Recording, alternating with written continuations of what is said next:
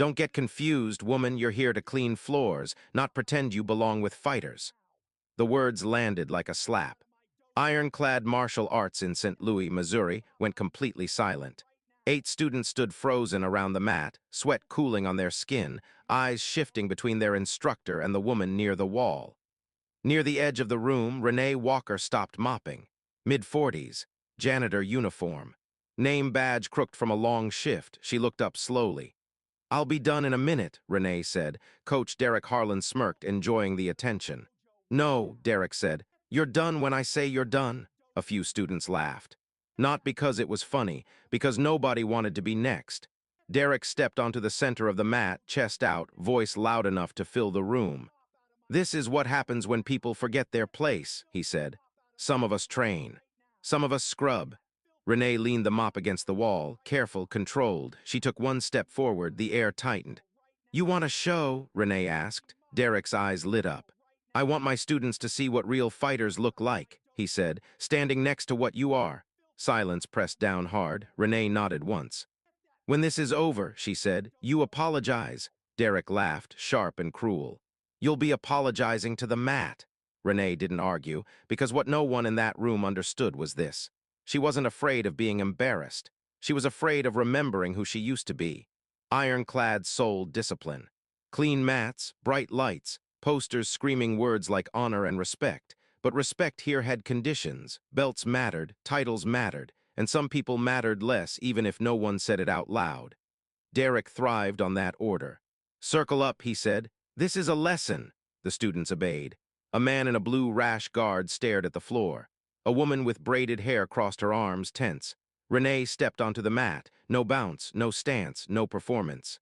Just stillness. Derek walked closer, lowering his voice. "Hands up," he said. "Show us you understand instructions."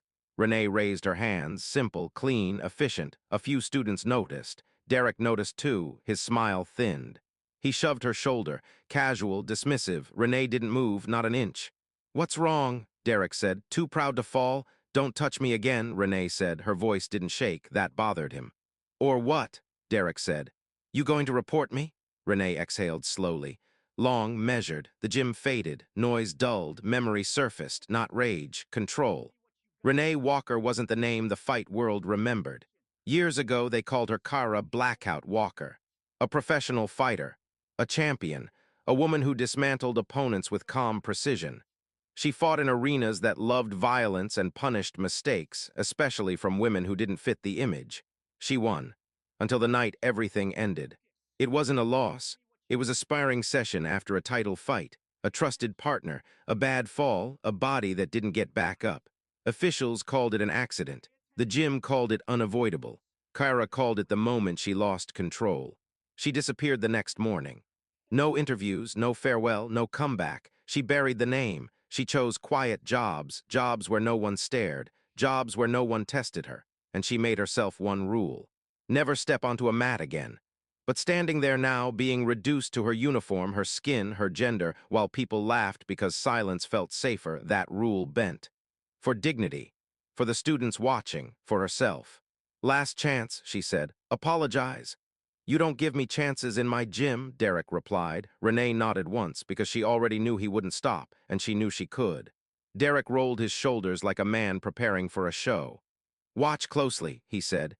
"This is confidence meeting reality." Renee adjusted her feet. A small movement, almost invisible, but the room felt it. Derek lunged with a fast jab. Renee wasn't there. The punch cut through empty air. "Beginner's luck," Derek muttered. He attacked again, faster, harder, still nothing. Renee moved with him, not away from him, like she was walking inside his shadow. "Stand still," Derek snapped. "You should," Renee replied. Frustration took over. Derek swung wide, missed, lost balance, just for a moment. Renee stepped in, one step, close enough for him to smell the cleaner on her uniform. "You telegraph everything," she said. She placed one palm against his chest. No wind-up, no visible force. Derek flew backward. His body hit the mat hard enough to shake the room. Silence followed, absolute. Derek stared at the ceiling, breath ragged. "What was that?" he whispered. "Control," Renee said. She stepped back, finished. A young woman near the back raised her phone with shaking hands. "Coach," she said quietly. "Do you know who she is?" Derek didn't answer. She's Kara Blackout Walker, the student said. Former world champion, retired undefeated. The color drained from Derek's face. I didn't know, he said. You didn't need to, Renee replied. You just needed respect. Derek stood slowly. I'm sorry, he said, for what I said, for what I assumed. Renee let the silence sit, then she spoke. You didn't assume, she said. You decided. She picked up her mop. That's not strength, she said. That's fear wearing a belt. The student who filmed it never posted her name. She posted the truth. By morning, the gym owner had seen the clip twice, then called Derek into the office. No screaming. Just a quiet sentence that hit like a verdict. This place won't be known for bullying, the owner said. Not again. Derek tried to laugh it off online. The comments didn't let him. They weren't praising Renee's power. They were asking why it took a legend to make him act human. The students didn't clap. They didn't cheer. They just looked at Derek like they were seeing him for the first time, and Derek understood something that should have been obvious all along. He had been teaching technique, but not character. He turned to the class, voice smaller now. What you saw tonight, Derek said, was the difference between performing and mastering. He swallowed.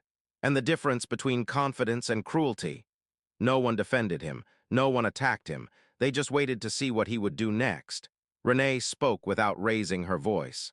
If you want to keep your students, she said, stop feeding them ego. Derek nodded once like the nod cost him. I will, he said, but promises are easy when your pride is bruised. Change is harder when your pride heals. 3 months later, ironclad martial arts wasn't the same. Half the students were gone. The video had spread, shared with captions that stung worse than bruises.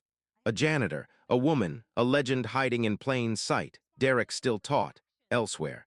A smaller gym across the river where nobody cared about his old reputation. Where he couldn't hide behind trophies. Where he had to earn every bit of respect again, one quiet class at a time. Renee didn't return to fame. But she didn't stay invisible either. 2 nights a week, she taught a small class in the back room of a community center on South Grand. No posters, no belt worship, just discipline, timing, and restraint. The first thing she taught wasn't a strike, it was a rule. Hands don't rise until your mind is calm, she said. The students repeated it like a pledge. One evening after class, a teenager lingered, eyes bright with questions. You could have destroyed him, the teen said. Why didn't you? Renee folded towels, slow and steady. Because winning isn't the same as proving, she said. She paused. And humiliation doesn't heal anyone. It only exposes them.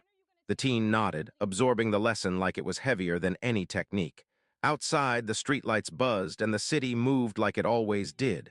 Renee turned off the lights, locked the door, and walked away quietly. Because the strongest fighters don't need to prove who they are. And the most humiliating lesson of all is realizing you were never the strongest person in the room. If this story stayed with you, the narrator might say, subscribe for more stories where dignity wins without asking permission.